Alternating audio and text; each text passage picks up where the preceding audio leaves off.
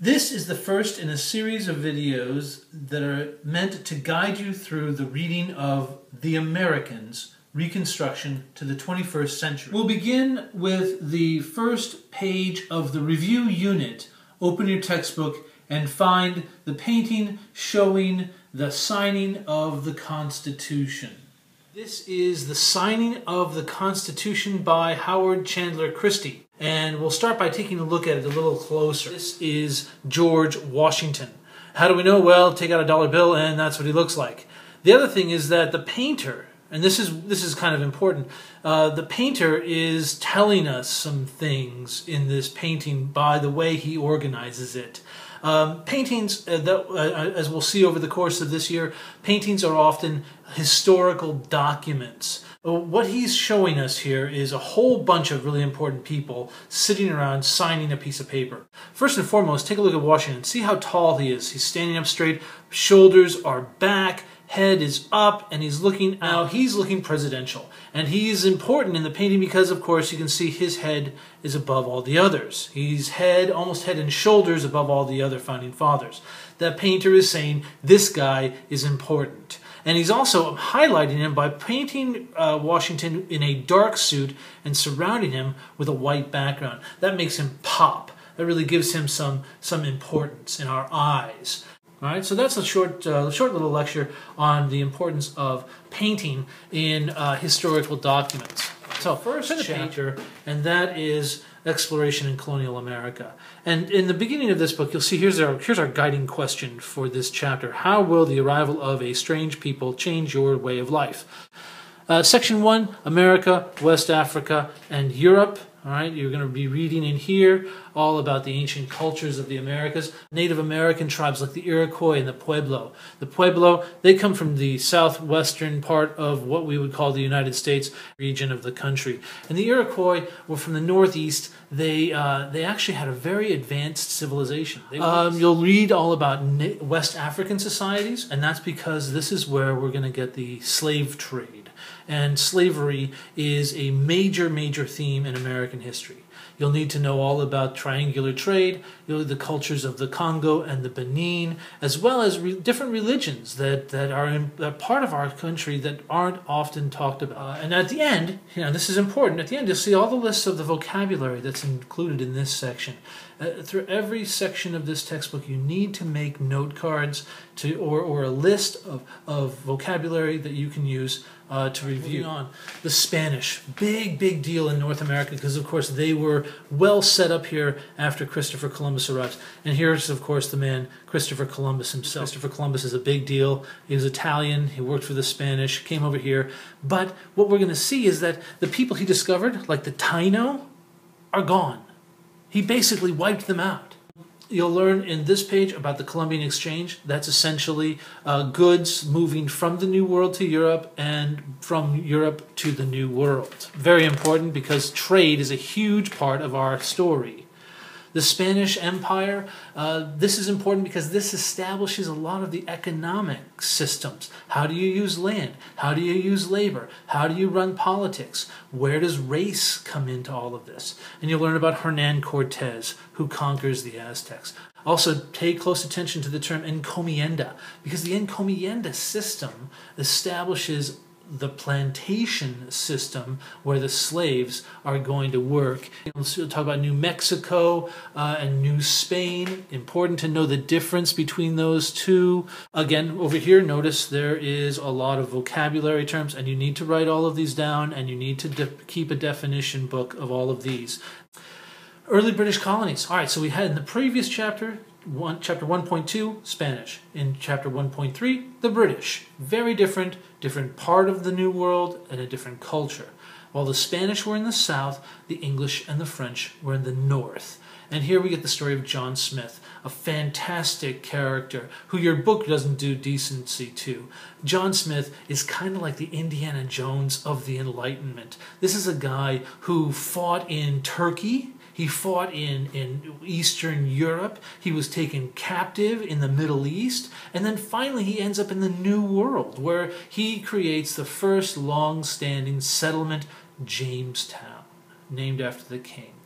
All right, so you'll hear here about joint stock companies. This is important because this is an economic system put in place that's going to lead to the oppression of the Native Americans and the enslavement of Africans. So it's all about the money, right? Remember, in history, it's all about the money. Here you'll see some maps. Maps are important. You need to know where Jamestown is. Today we'd find Jamestown in southern Virginia, right there. Now over here, you'll learn a little bit about early representative government. Don't skip these sections. On the tests and in the papers that we're going to write, these are some of the most important pieces of information. Notice tobacco, a very important crop. Tobacco, of course, is the primary reason why people are going to come to the New World, because they can make money growing tobacco. Then you'll see clashes with the Native Americans. How are you going to grow tobacco? Well, you got indentured servants, but you also need slaves, because it's a very, very difficult crop to raise. Bacon's rebellion. You'll learn about Nathaniel Bacon down here, who wants more power, wants more money, wants more land. And the wealthy elite who came over weren't giving it up. So he wanted to take it from the Indians. And when he couldn't, then he creates a rebellion.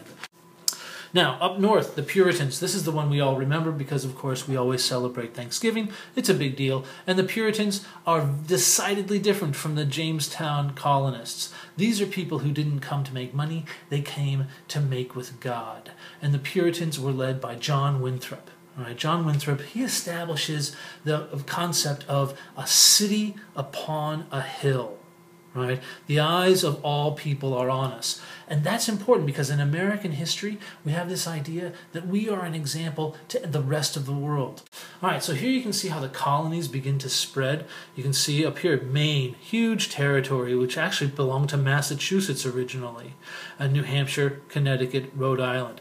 And then the middle colonies, New York, Pennsylvania, New Jersey, Delaware. So we're seeing how they're being organized by the British. Now here we can see the 13 colonies. All right, so we're already there. We're already up to what the 13 colonies were like, the British colonies. That mercantilism, again, economics. How are we going to run the economy? And this is where the revolution comes from. It's all about the money. It's about, are we going to be able to make as much money as we want to, and how much do we have to pay to the government in taxes? That's where the Navigation Acts come in. Section 4 of Chapter 1, all right, the colonies come of age. So what's happened in the New World with the British colonies is that they've been left alone, and they've handled their economy on their own for a long time until the French and Indian War. In the South, they use plantations, which is slavery. How do they do it? Slaves from Africa. And here you can see a map or a drawing showing how the slaves were packed into their ships, laid flat on the decks for 3 months, chained. And there would be like 4 or 5 decks of these guys. I'm telling you. And here you're going to read all about it. The Middle Passage, which is an evil, horrible, horrible experience that the slaves had to endure, most of whom did not. And sometimes if they got sick, they just throw them overboard. They didn't think of these people as people. These were like cargo. And you can see how they were packaged like cargo. In the North, the Enlightenment, the idea that we have rights, and the Great Awakening. The Great Awakening is a religious awakening. Okay, and you can see how the Enlightenment philosophers influenced our founding fathers like Ben Franklin, and of course the religious belief that we should have the freedom to be any religion we want. War. The American Revolution is a response to the French and Indian War. You see, England needed to protect the colonies from the French and the Indians. And so we fought this war not only in the New World, but the British fought this war against the French all around the world. And that costs a lot of money. Now, you can see here, after the French and Indian War, basically the British control all of it. Whereas before, it had been some French, some British, some Spanish, but now the British get it all. And this red line right here, that's the original colonies. And they're going to say, hey, look, all of this is now for us. Except the British are going to say, no, this is not for you. The Americans are going to say, wait a second, we just fought a war. Why don't we get this?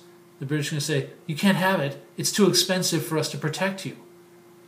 Indians like, Pontiac are going to attack you if you go over there. So they did the proclamation of 1763, which basically said you can't move over there. So now the Americans fought a war, got no respect, have to pay lots of taxes, and they can't get anything for it. This is going to lead to trouble. This is going to lead to the revolution. All right, well, that is it for Chapter 1, Exploration and Colonial Era. Go back and read it on your own. Don't forget to take notes and be able to discuss different parts of the chapter in class.